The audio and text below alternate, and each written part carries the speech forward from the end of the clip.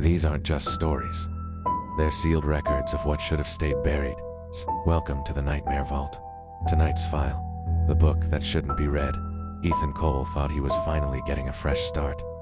He'd just bought a secluded farmhouse at the edge of a Michigan forest. Cheap, quiet, untouched for years.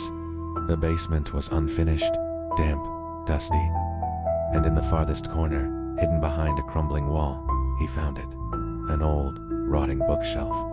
But it wasn't made of wood, was stitched together with leather, pale, human. At its center sat a thick, heavy book bound in the same skin, except no markings, except a rusted clasp. Ethan opened it. Inside, the pages were soaked in dried blood, covered in handwritten rituals, symbols, and sketches of creatures that looked like they'd been pulled straight out of hell. There were names, too, scratched violently into the margins. Names of people, crossed out, some smeared.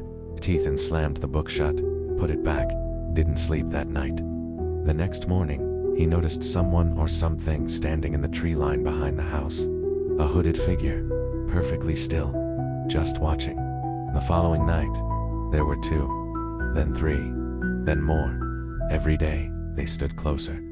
At night, Ethan heard footsteps in the house, breathing, doors creaking open, but every time he searched, there was no one there. And then the book was gone. He hadn't touched it. Tia hadn't moved it. But the shelf was empty, and the clasp lay broken on the basement floor. Ethan grabbed a flashlight and walked into the woods. He followed the feeling, like he was being pulled. After nearly an hour, he reached a clearing.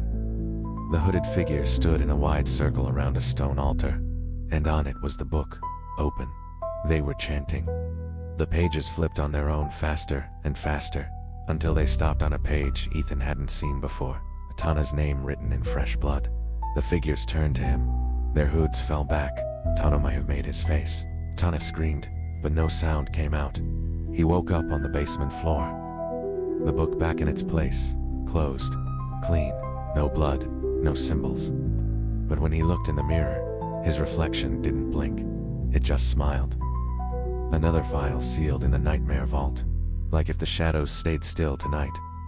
Subscribe if you're brave enough to return.